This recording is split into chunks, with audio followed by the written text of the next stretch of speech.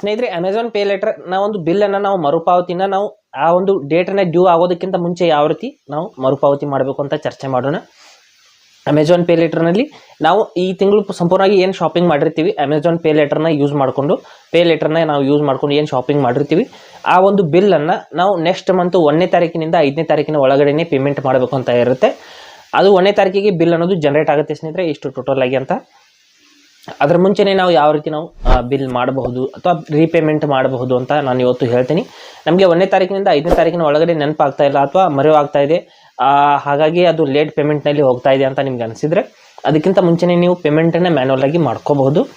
ಯಾವ ರೀತಿ ಅಂತ ನಾನು ಸಂಪೂರ್ಣವಾಗಿ ಇವತ್ತು ಹೇಳ್ತೀನಿ. ಹಾಗೆ ನಮ್ಮ ಚಾನಲ್ಗೆ ಮೊದಲು ಬಂದಿದ್ದರೆ ದಯವಿಟ್ಟು ನಮ್ಮ ಚಾನಲ್ನ ಸಬ್ಸ್ಕ್ರೈಬ್ ಮಾಡಿ ಮತ್ತು ಪಕ್ಕದಲ್ಲಿರುವಂಥ ಬೆಲ್ ಐಕನನ್ನು ಪ್ರೆಸ್ ಮಾಡಿ ನಮ್ಮ ತಂತ್ರಜ್ಞಾನ ಆಧಾರಿತ ಬೃಹತ್ ಕುಟುಂಬದ ಸದಸ್ಯರಾಗಿ. ಸ್ನೇಹಿತರೆ, ಅಮೆಝಾನ್ ಪೇ ಆ್ಯಪ್ನ ಓಪನ್ ಮಾಡ್ಕೊಳ್ಳೋಣ. ಅಲ್ಲಿ ಹೋಗಿಬಿಟ್ಟು ಅಮೆಝಾನ್ ಪೇನಲ್ಲಿ ಹೋಗಿಬಿಟ್ಟು ಯಾವ ರೀತಿ ನಾವು ಬಿಲ್ಲನ್ನು ರೀಪೇಮೆಂಟ್ ಮಾಡಬೇಕು ಅಂತ ಹೇಳ್ತೀನಿ. ಇಲ್ಲಿ ಅಮೆಝಾನ್ ಪೇ ಮೇಲೆ ಕ್ಲಿಕ್ ಮಾಡ್ಕೋಬೇಕು. ನಂತರದಲ್ಲಿ ಈ ರೀತಿ ಸ್ವಲ್ಪ ಸ್ಕ್ರೋಲ್ ಮಾಡಿದರೆ ಇಲ್ಲಿ ಅಮೆಝಾನ್ ಪೇ ಲೆಟರ್ ಅಂತ ಒಂದು ಆಪ್ಷನ್ ಬರುತ್ತೆ, ಅದನ್ನು ಕ್ಲಿಕ್ ಮಾಡ್ಕೋಬೇಕು. ಕ್ಲಿಕ್ ಮಾಡಿಬಿಟ್ಟು ಈ ರೀತಿ ಓಪನ್ ಮಾಡ್ಕೋಬೇಕು. ಮಾಡಿದ ನಂತರದಲ್ಲಿ ಇಲ್ಲಿ ಮೇಲ್ಗಡೆ ಯುಟಿಲೈಸ್ಡ್ ಕ್ರೆಡಿಟ್ ಅಂತ ತೋರಿಸ್ತಾ ಇದೆ, ಮೇಲ್ಗಡೆ ನೋಡ್ಬೋದು 1399 ರೂಪಾಯಿ. ಕೆಳಗಡೆ ಮೇಕ್ ಪೇಮೆಂಟ್ ಅಂತ ಆಪ್ಷನ್ ಇರುತ್ತೆ, ಅದ್ರ ಮೇಲೆ ಕ್ಲಿಕ್ ಮಾಡ್ಕೊಳ್ಳಿ. ನಂತರದಲ್ಲಿ ಇಲ್ಲಿ ಓವರ್ ಡ್ಯೂ 0 ಇದೆ ಸ್ನೇಹಿತರೆ, ಇದುವರೆಗೂ ಬಿಲ್ ಬಂದಿಲ್ಲ ಇಲ್ಲಿ.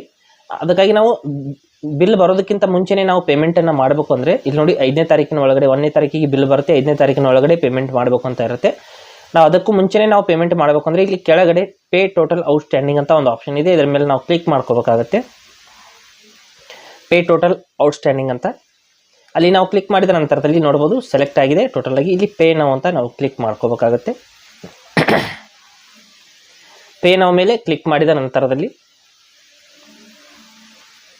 ಈ ರೀತಿ ಒಂದು ಪೇಮೆಂಟ್ ಒಂದು ಮೆನು ಬರುತ್ತೆ. ಇಲ್ಲಿ ನೋಡಬಹುದು UPI, credit card, debit card, net banking ಅಂತ ಆಪ್ಷನ್ ಇದೆ. ಇಲ್ಲಿ ಕ್ರೆಡಿಟ್ ಕಾರ್ಡ್ ಮಾತ್ರ ತಗೊಳ್ಳೋದಿಲ್ಲ ಸ್ನೇಹಿತರೆ, ನೀವು ಡೆಬಿಟ್ ಕಾರ್ಡು, ನೀವು ನೆಟ್ ಬ್ಯಾಂಕಿಂಗು ಅಥವಾ ನಿಮ್ಮ ಒಂದು UPI ಮೂಲಕ ಪೇಮೆಂಟನ್ನು ಮಾಡಬಹುದು. ಇಲ್ಲಿ ನೋಡಿ UPIನ ಸೆಲೆಕ್ಟ್ ಮಾಡಿದ ನಂತರದಲ್ಲಿ ಇಲ್ಲಿ ನೆಟ್ ಬ್ಯಾಂಕಿಂಗ್ ಕೂಡ ಮಾಡ್ಕೋಬಹುದು. ಕ್ರೆಡಿಟ್ ಕಾರ್ಡ್ ಮಾತ್ರ ಇಲ್ಲಿ ಪೇಮೆಂಟ್ ತಗೊಳ್ಳೋದಿಲ್ಲ. ನೀವು ಪೇ ವಿತ್ ಡೆಬಿಟ್ ಕಾರ್ಡ್ ಅಂತ ಕ್ಲಿಕ್ ಮಾಡಿಕೊಂಡು ನಿಮ್ಮ ಒಂದು ATM ಕಾರ್ಡ್ ಮೂಲಕ ಪೇಮೆಂಟನ್ನು ಮಾಡಬಹುದು. ಇಲ್ಲಿ ಪೇ ನೌ ಅಂತ ನಾನು ಕ್ಲಿಕ್ ಮಾಡ್ಕೋತೀನಿ. ನೀವು UPIನಿಂದ ಮಾಡ್ಕೊಳ್ಳಿ. ಈಗ ನಿಮ್ಮ ಅಮೆಝಾನ್ ಪೇ UPI ಆಕ್ಟಿವೇಟ್ ಇದ್ದರೆ ನೋ ಪ್ರಾಬ್ಲಮ್, ಒಂದೇ ಒಂದು ಕ್ಲಿಕ್ನಲ್ಲಿ ನಿಮ್ಮ ಪೇಮೆಂಟ್ ಅನ್ನೋದು ಸಕ್ಸಸ್ ಆಗುತ್ತೆ. ಇಲ್ಲಿ ನಾನು ಡೆಬಿಟ್ ಕಾರ್ಡ್ ಮೂಲಕ ಮಾಡ್ತಾ ಇದ್ದೀನಿ. ಸದ್ಯಕ್ಕೆ ನನ್ನ ಅಮೆಝಾನ್ ಪೇ ಲೆಟರ್ ಅನ್ನೋದು ಇನ್ಆಕ್ಟಿವ್ ಇದೆ. ಇಲ್ಲಿ ಡೆಬಿಟ್ ಕಾರ್ಡ್ನಲ್ಲಿ ATM card number, expiry date, CVV number ಹಾಗೆ ಹೆಸರು ಹಾಕಿಬಿಟ್ಟು ಪ್ರೊಸೀಡ್ ಅಂತ ಕ್ಲಿಕ್ ಮಾಡ್ಕೋಬೇಕು. ನಮ್ಮ ಸಂಪೂರ್ಣವಂಥ ಡೀಟೇಲ್ಸ್ನ ಇಲ್ಲಿ ಹಾಕಿದ ಮೇಲೆ ಈ ರೀತಿ ಪ್ರೊಸೀಡ್ ಅಂತ ನಾವು ಕ್ಲಿಕ್ ಮಾಡಿದ ನಂತರದಲ್ಲಿ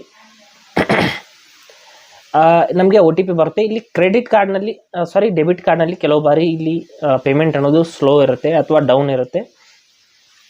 ನೋಡಿ OTP ಬರುತ್ತೆ, OTPನ ಹಾಕಿಬಿಟ್ಟು ಕನ್ಫರ್ಮ್ ಪೇಮೆಂಟ್ ಅಂತ ನೀವು ಕ್ಲಿಕ್ ಮಾಡಿದರೆ ನಿಮ್ಮ ಪೇಮೆಂಟ್ ಅನ್ನೋದು ಸಕ್ಸಸ್ ಆಗುತ್ತೆ. ನೀವು ನಾನೇನು ರೆಕಮೆಂಡ್ ಮಾಡ್ತೀನಿ ಅಂದರೆ ಅಮೆಝಾನ್ ಪೇ UPIನ ಯೂಸ್ ಮಾಡ್ಕೊಳ್ಳಿ, ನೋ ಪ್ರಾಬ್ಲಮ್, ತುಂಬಾ ಈಸಿಯಾಗಿ ಪೇಮೆಂಟ್ ಅನ್ನೋದು ಆಗುತ್ತೆ. ಹಾಗೆ ಸ್ನೇಹಿತರೆ, ಕೊಟ್ಟರು ಮಾಹಿತಿ ಸಂಪೂರ್ಣ ಮತ್ತು ನಿರೂಪಣೆ ಮಾಡಿದ ಶೈಲಿ ಉತ್ತಮ ಅಂತ ಅನಿಸಿದರೆ ವಿಡಿಯೋನ ಲೈಕ್ ಮಾಡಿ ಮತ್ತು ನಿಮ್ಮ ಸ್ನೇಹಿತರಿಗೂ ಕೂಡ ಶೇರ್ ಮಾಡಿ. ಹಾಗೆ ಅದ್ರ ಬಗ್ಗೆ ಸಮಸ್ಯೆಗಳು, ಡೌಟ್ಗಳಿದ್ದರೆ ಕಮೆಂಟಲ್ಲಿ ಅವಶ್ಯವಾಗಿ ತಿಳಿಸಿ. ಮುಂದಿನ ವಿಡಿಯೋದಲ್ಲಿ ಮತ್ತೊಂದು ಹೊಸ ವಿಷಯದೊಂದಿಗೆ ಇದೇ ರೀತಿ ನಿಮ್ಮ ಮುಂದೆ ಬರ್ತೀವಿ. ಅಲ್ಲಿವರೆಗೂ ಟೇಕ್ ಕೇರ್.